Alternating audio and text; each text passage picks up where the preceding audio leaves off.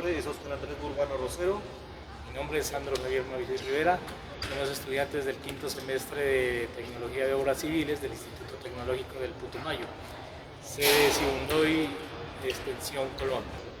El presente trabajo se enmarca dentro de la materia de Análisis Estructural 1, dictado por la docente ingeniera Luz Angélica Revelo.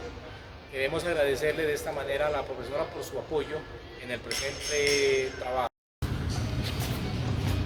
Bueno, el objetivo del presente trabajo es analizar el comportamiento de los diferentes elementos que componen una cercha tipo Pratt mediante la aplicación y transmisión de carga.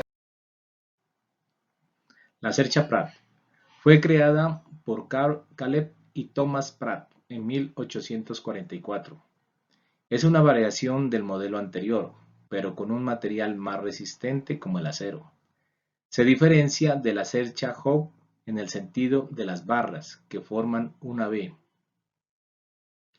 En este caso, los elementos verticales reciben la compresión y las diagonales sufren la tracción. El comportamiento de la cercha Pratt. El triángulo es la forma más básica de la cercha. Es una forma estable con uniones articuladas. La cercha Pratt tiene diferentes usos, como en cubiertas rectas, inclinadas y curvas. Se la utiliza también para escenarios deportivos y grandes edificaciones. ¿De qué se compone una cercha tipo Pratt? Está conformada por un cordón superior, un cordón inferior, los montantes que son los elementos verticales y las diagonales. Las ventajas de utilizar la cercha Pratt: eficiencia estructural, resistencia a cargas pesadas, fácil construcción y montaje, versatilidad y adaptabilidad, estabilidad lateral, costo efectivo. Nuestro proyecto se encuentra ubicado en el municipio de Colón, departamento del Putumayo, construido en el año de 2011 por el entonces alcalde Carlos Gerardo González. Las razones por las que elegimos el proyecto: en primer lugar, porque la mayoría de los grupos propusieron el tema de estructuras para puentes. En segundo, el municipio cuenta con un escenario deportivo con una cubierta soportada en una estructura metálica, una cercha tipo Pratt, lo que nos facilitó obtener en sitio la información de la estructura para realizar el análisis y la maqueta respectiva. Aquí encontramos el registro fotográfico de la elaboración o construcción de nuestro elemento en 3D. Utilizamos materiales como madera balso, silicona fría, cartón paja blanco, cartón industrial, pintura, herramientas como tijeras, bisturí, escalímetro, computador y las reglas. Aquí vamos mirando el proceso de cómo se iba desarrollando o elaborando nuestra maqueta. Imprimimos los planos, sobre ellos empezamos a pegar los diferentes elementos. Una vez ya teníamos todas las estructuras, procedimos a pintarlas y luego a armarla ya en la maqueta, en el piso de la maqueta. Y hasta aquí pues algunas fotografías del proceso. Seguidamente miraremos un modelamiento del proceso de la elaboración de nuestra maqueta.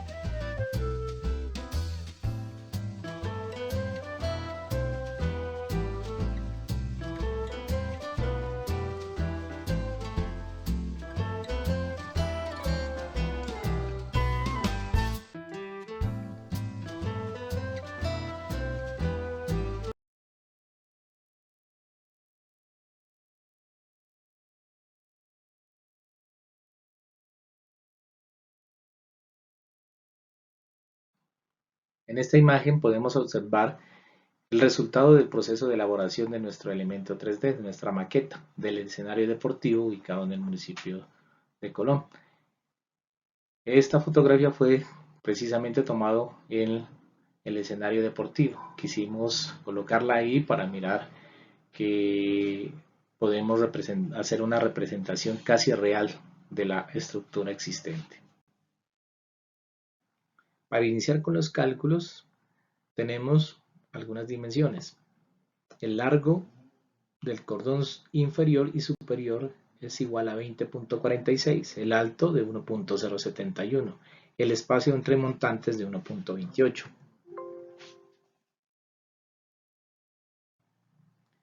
En terreno o en el sitio se obtuvieron las longitudes de cada uno de los tramos, como aparece en la.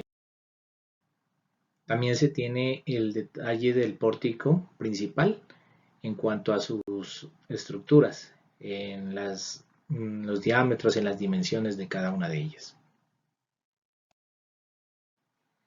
El ancho frente de la viga que vamos a analizar es de 20.46 por 4.13.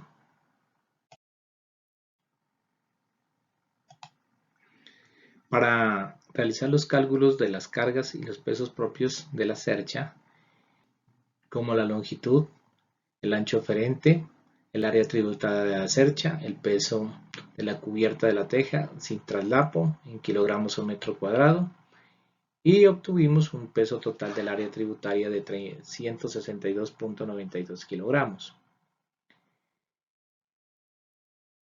También calculamos el peso de los perfiles, la longitud del peso, el peso del perfil por la carga y el total. También se calcula el peso de las platinas y de los templetes.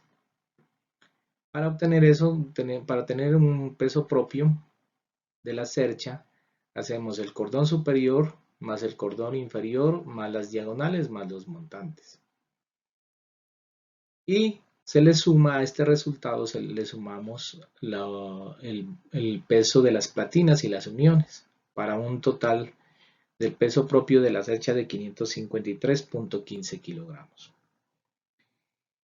El peso total del pórtico, tenemos el peso propio de la cercha, el perfil de las correas, los templetes más la cubierta, que nos da un total de 996 kilogramos. El resultado del peso propio del pórtico que obtuvimos anteriormente lo debemos mayorar utilizando la combinación de cargas y la fórmula que está contemplada en la norma sismo resistente NSR10. Para nuestro ejercicio solo utilizamos lo que es cargas muertas. El resultado de 996 lo multiplicamos por 1.2 para un total de 1996.232 kilogramos. Este valor será el que lo vamos a utilizar para conocer el comportamiento de los diferentes elementos de nuestra cercha de estudio. Ahora hablaremos del funcionamiento de nuestra cercha tipo Pratt, donde analizaremos el funcionamiento interno de las fuerzas y de los elementos. Para este proceso nosotros utilizamos el programa SAP 2000 para el cálculo de las fuerzas de los elementos y su respectivo comportamiento, donde en la imagen podemos observar la separación de los elementos con su respectivo nodo.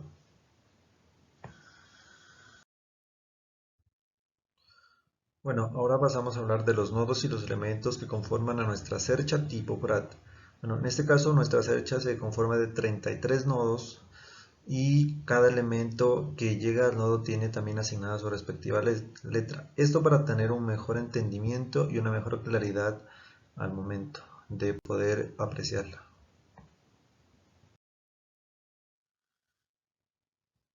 Bueno, en esta imagen observamos el comportamiento de la cercha mediante la aplicación de cargas, donde los elementos de la parte superior de color rojo son los que se encuentran a compresión y los de la parte inferior de color azul son los que se encuentran a tensión. Bueno, aquí ya teniendo los resultados de las reacciones de los apoyos, gracias al programa SAP 2000, podemos observar que en la parte derecha tenemos una reacción en el eje Y de 215.29 y en la parte izquierda una reacción en el eje Y de 214.56. Y para el eje X una reacción de 0.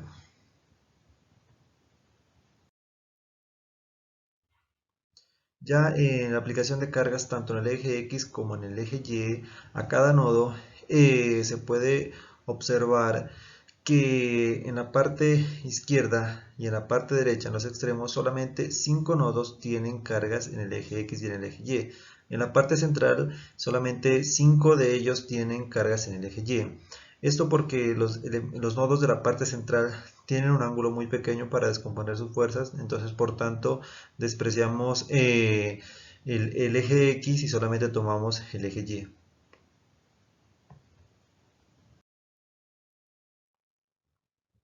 Bueno, ahora pasamos ya a analizar los elementos de cada nodo.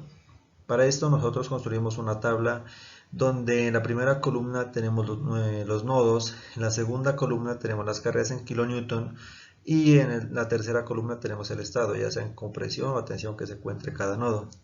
Para el primer nodo, que va de 1 de A hasta B, tiene una carga de menos 125,042 kN, que nos quiere decir una carga negativa, que este nodo va a estar a compresión. Y ahora, ¿cómo sabemos cuando cuando un nodo está en estado a tensión? Esto cuando su carga es positiva, como lo podemos observar en el nodo que va de 1 de A hasta Q, que tiene una carga positiva de 114,104. Por tanto, este nodo está a tensión. Y así sucesivamente para los demás nodos de nuestra cercha tipo Pratt. Aquí finaliza el análisis de los elementos de nuestra cercha.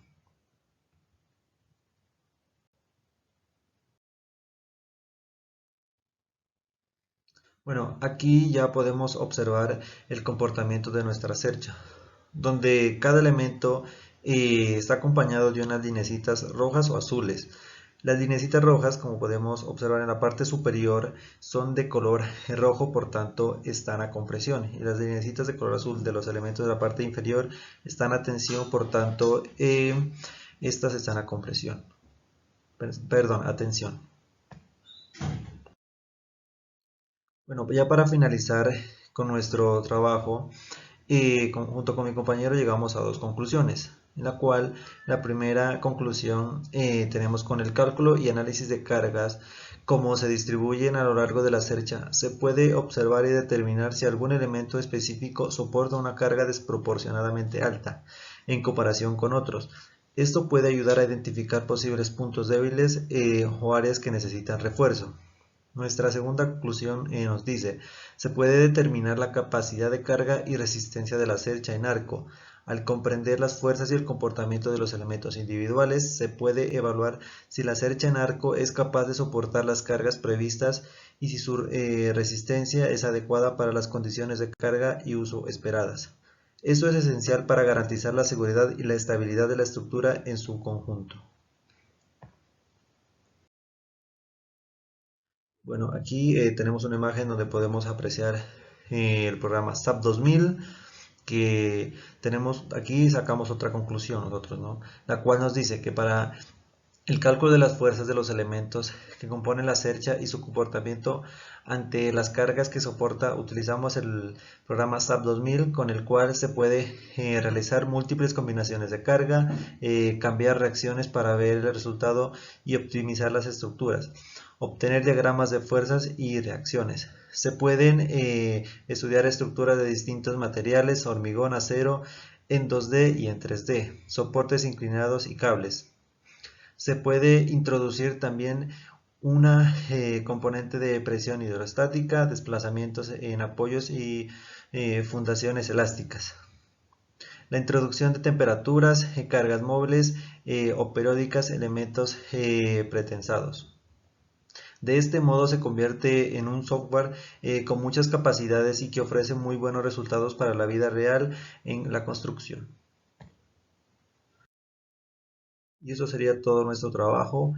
Muchas gracias por su atención.